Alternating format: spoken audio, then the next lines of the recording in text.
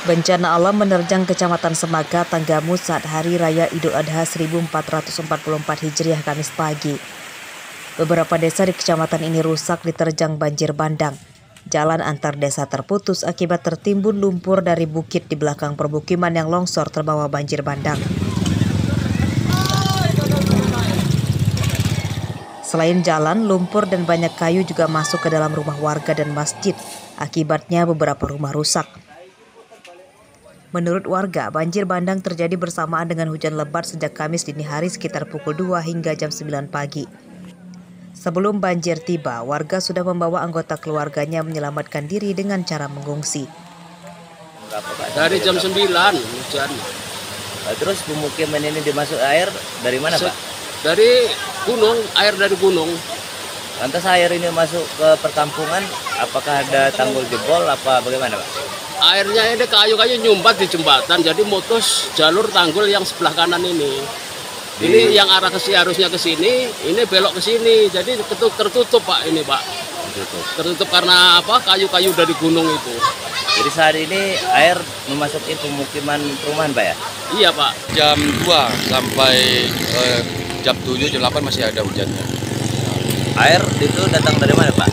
Kalau air ini pasti ya datang dari atas, ya dari sisi gunung yang di atas, ya turun dikena kali ini jembatan termasuk sadar sempit, jadi kali itu mendung ngabendung sungai tersebut, jadi udah limpah ke warga-warga.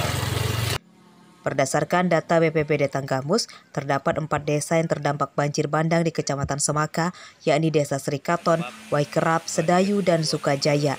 Bencana banjir bandang tidak merenggut korban jiwa. Kerugian materi masih dalam pendataan pihak pamong desa. Andri Kurniawan melaporkan dari Tanggamus.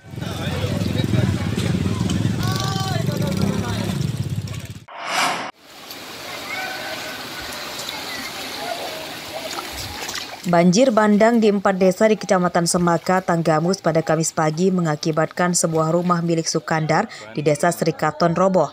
Barang perabotan rumah tangga dan elektronik di dalam rumah Sukandar rusak tak terselamatkan.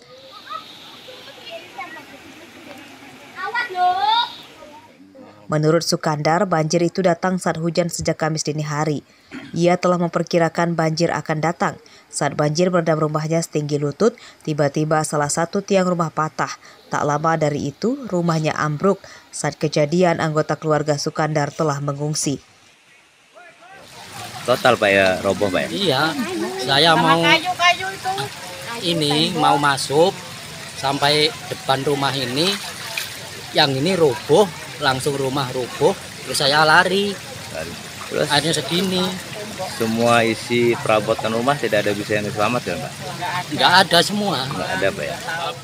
Hingga Kamis siang, 4 desa di Kecamatan Semaka, Tanggamus masih tampak porak-poranda akibat diterjang banjir bandang yang membawa lumpur dari bukit. Jalan dan dalam rumah masih tertimbun lumpur. Tak hanya itu, sebagian rumah bahkan tertutup kayu pohon dan kayu yang terbawa banjir bandang. Andri Kurniawan melaporkan dari Tanggamus.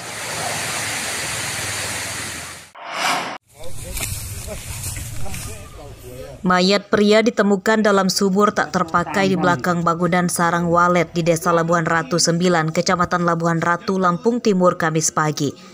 Penemuan mayat itu menggegerkan warga sekitar.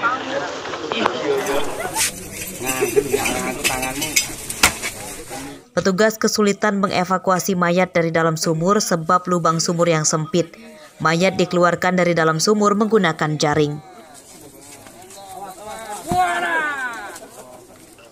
Mayat dalam sumur pertama kali ditemukan oleh anak petani singkong yang sedang menyaingi rumput di kebunnya.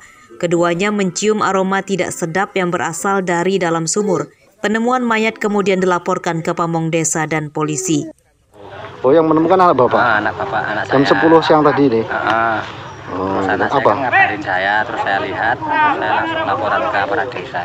Oh, sekitar jam 10 pagi ya? Anak Bapak siapa namanya? Jam-jam. Waktu pas ngapain? Waktu bersih-bersih itu bukan singkong. Oh gitu. Jadi awalnya sebelum itu ya nggak tahu, nggak tercium bau apa-apa? Ya nggak tahu saya. Gitu. Masalahnya ini sumur ini berapa meter sih? Sekitar 5 meter aja ya? Nggak kepake ya? Ya kepake untuk lingkungan sini. Oh ada airnya? Ada. Oh ada.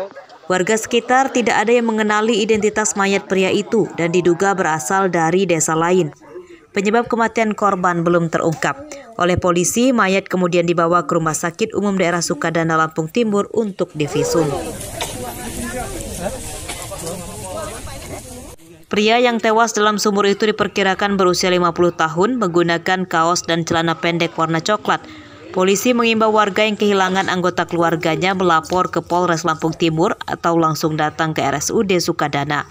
Asep Saifullah melaporkan dari Lampung Timur.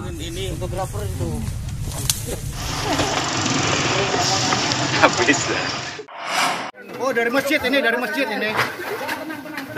ini. Seekor sapi jantan mengamuk saat akan disembelih pada Hari Raya Idul Adha di Masjid At-Taqwa, Perumahan Gria Abdi Negara, Kecamatan Sukabumi, Bandar Lampung, Kamis siang. Sapi itu awalnya lepas akibat patok tempat mengikatnya tercabut. Sapi yang melarikan diri menyeruduk 3 orang. Mereka yang terluka ringan adalah 2 panitia penyembelihan hewan kurban dan 1 lagi pekerja bangunan. Liar, dia lepas sendiri dari patoknya kita cabut. Sebelum dipotong? Sebelum kita melepas dari ikatannya. Tapi lari langsung lari kan mereka? Langsung mereka. Ini temuinnya gimana caranya, Pak? Dapat lagi? Dikejar, nyampe sini dia bingung jalan kan. Karena ketutup? Ketutup. Tapi alhamdulillah nggak ada korban ya, Pak ya? Nggak ada ya, cuman luka-luka dikit lah. Luka dikit ya, Pak? Setelah dikejar warga dan panitia, sapi yang lepas itu akhirnya bisa ditangkap di sekitar bukit belakang permukiman. Untuk mencegah kejadian buruk, panitia akhirnya menyembelih sapi itu di lokasi tempatnya ditangkap. Sapi yang sudah disembelih kemudian baru digotong ke tenda dekat masjid. Karena dia lepas dari tempat penjagaan pertama di lokasi Masjid At-Taqwa, lepas tonggaknya. Jadi lari ke gunung, alhamdulillah atas izin Allah kita diberi kesempatan untuk motong di lokasi di pegunungan di atas perumahan Gria Abdi Negara ini. Hanya itu alasannya, mudah-mudahan semua atas izin Allah. Amin. Pada Idul Adha 1444 Hijriah, panitia kurban Masjid At-Taqwa menyembelih 6 ekor sapi dan 11 kambing. Arsadi Saputra melaporkan dari Bandar Lampung.